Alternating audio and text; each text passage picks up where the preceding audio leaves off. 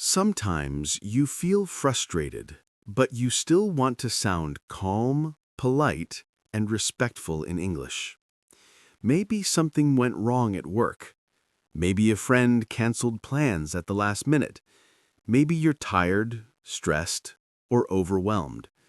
But you still want to speak in a way that feels controlled, gentle, and clear. In today's video, I'm going to help you express frustration politely so that your English remains calm even when your emotions feel messy on the inside. Hey there, my friend, and welcome back to Echo Your English. I'm really glad you're here. And today we're going to take a slow, deep breath together as we learn how to communicate difficult emotions in a soft and natural way. In this episode, I'll guide you through simple phrases, gentle expressions, and subtle ways of speaking that help you stay polite even when you feel annoyed or upset. You'll listen, shadow, and practice with me as we go, and by the end, you'll know how to express yourself honestly without sounding rude, harsh, or angry. And let's be honest, frustration is a normal part of life.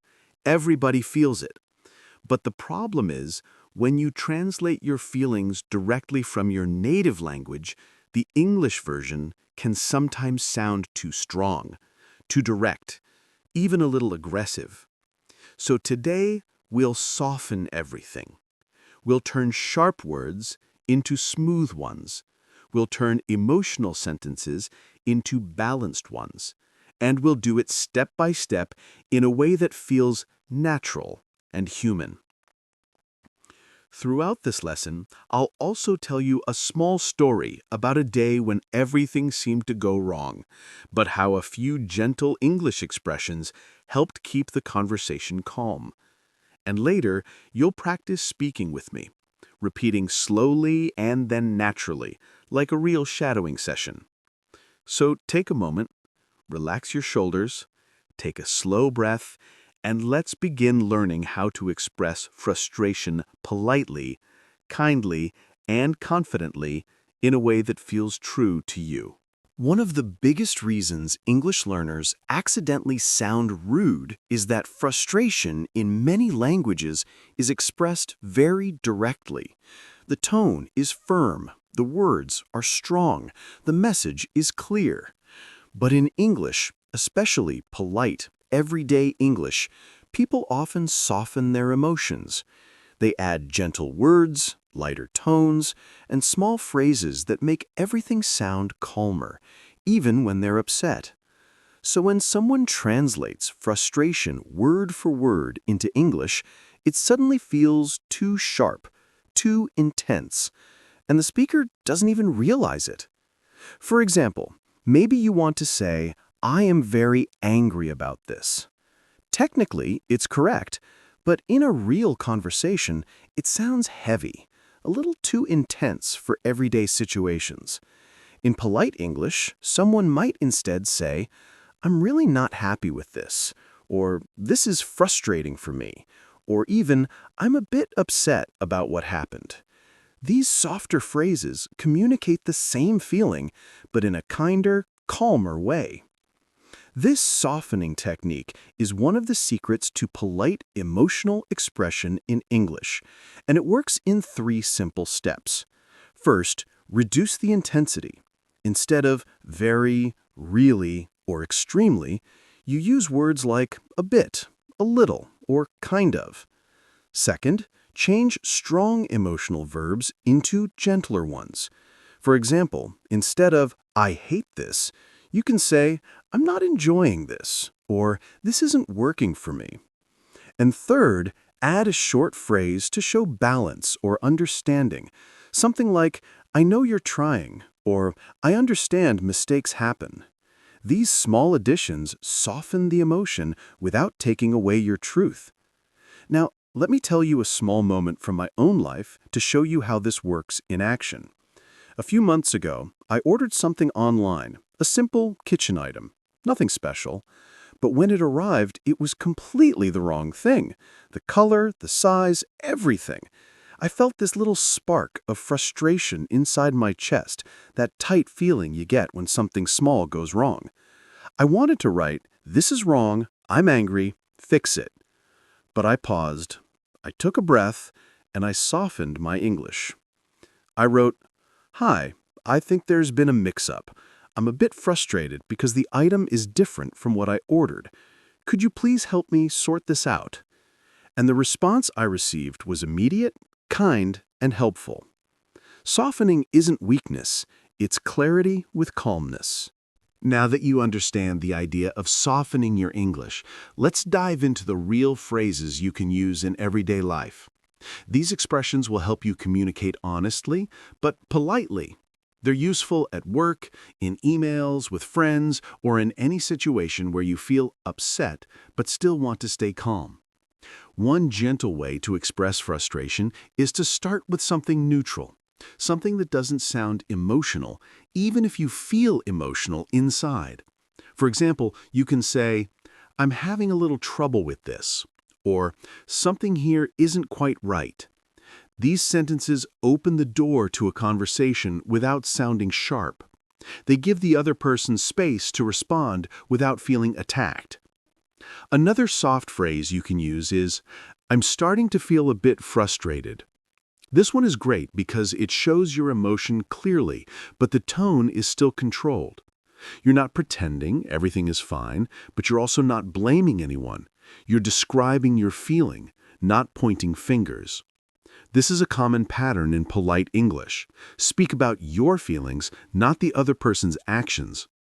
If you're talking to someone directly and you want to stay respectful, you can use a gentler structure like, "I understand this isn't easy, but," or "I see you're trying, but I'm still a little frustrated."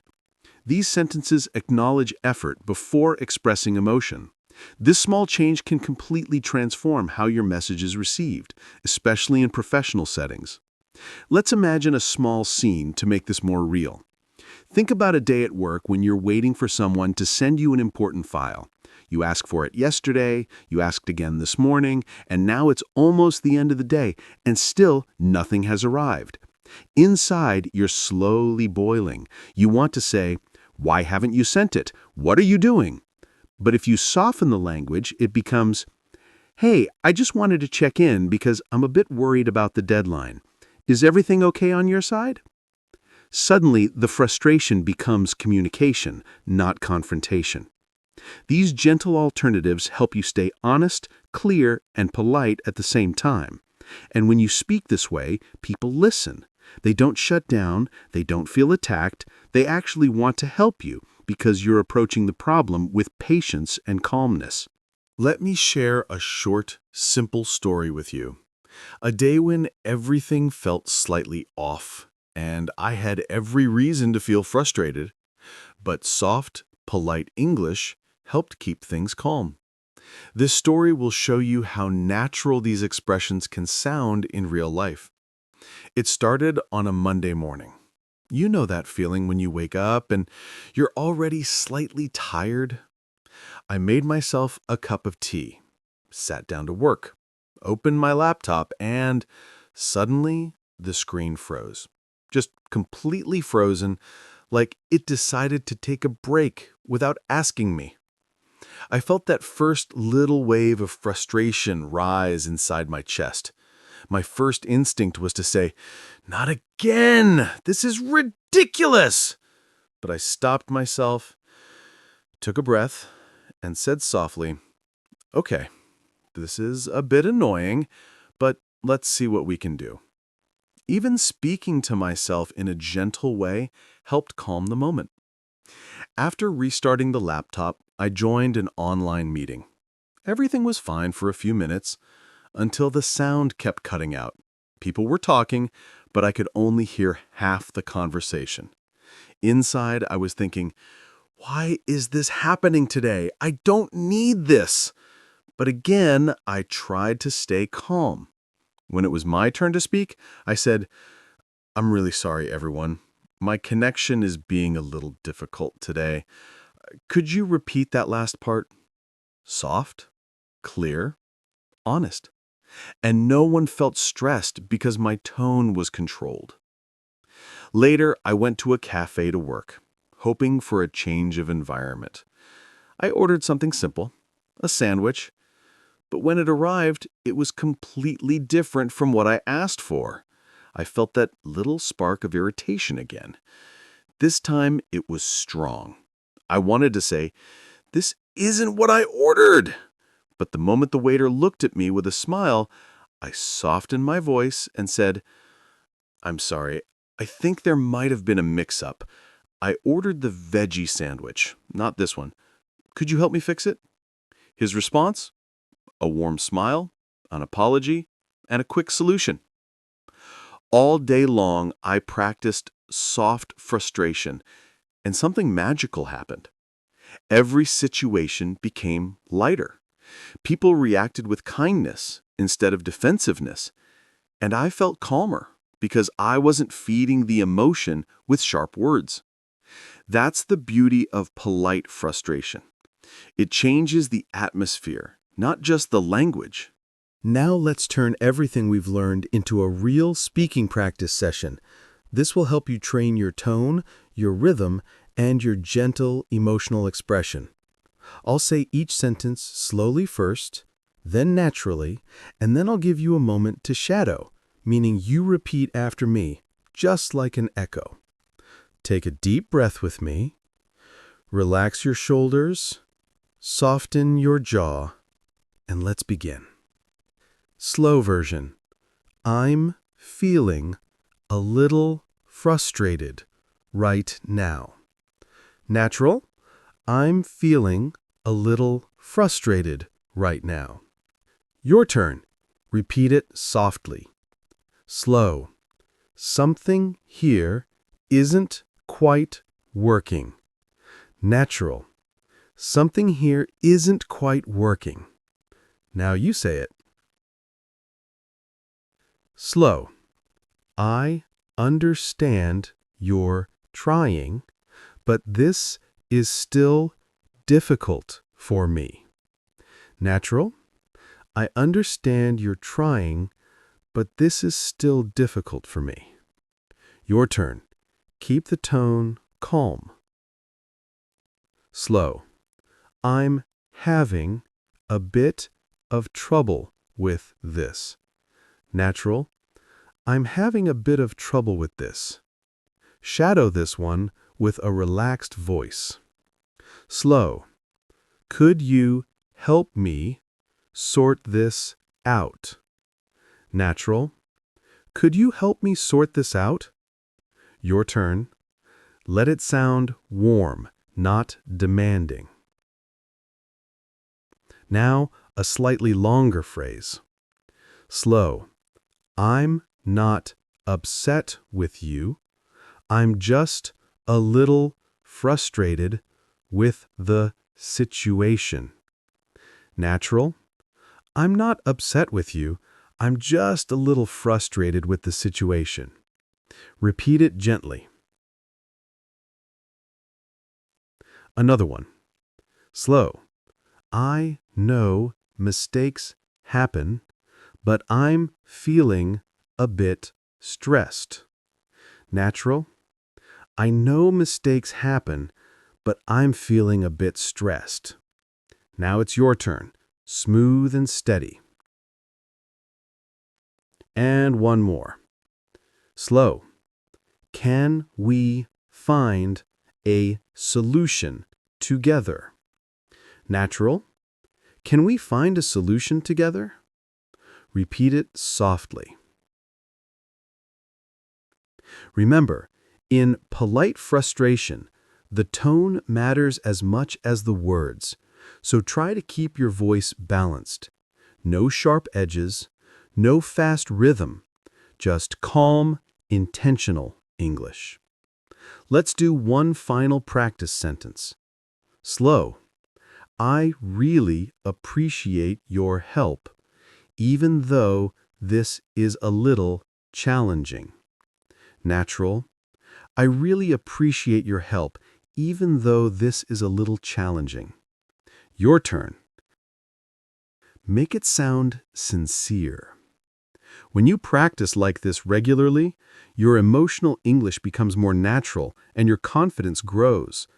Speaking softly doesn't mean hiding your feelings, it means expressing them with control and kindness. Now that we've practiced the vocabulary, the shadowing, and the slow emotional expression, I want to leave you with a soft reminder. Something simple, but important. Expressing frustration politely is not about hiding your feelings. It's not about pretending everything is okay. And it's definitely not about being passive or weak. It's actually a form of emotional intelligence. It's choosing clarity over anger. It's choosing calmness over tension. And it's choosing connection over conflict. Because the truth is, frustration is universal. Everybody feels it. Everybody experiences those little moments when life becomes complicated, stressful, or disappointing. But the way you communicate your frustration can completely change the outcome of a situation. When you soften your tone, when you use gentle phrases, when you speak with patience, even if you're upset, people are much more willing to listen, to understand, and to help. So let me softly recap the key ideas from today's lesson. We began by talking about why direct translations can sound harsh in English and how small changes like saying a bit instead of very can completely soften your tone. Then we explored practical phrases that express frustration politely, phrases you can use at work, with friends, in emails, and in everyday life.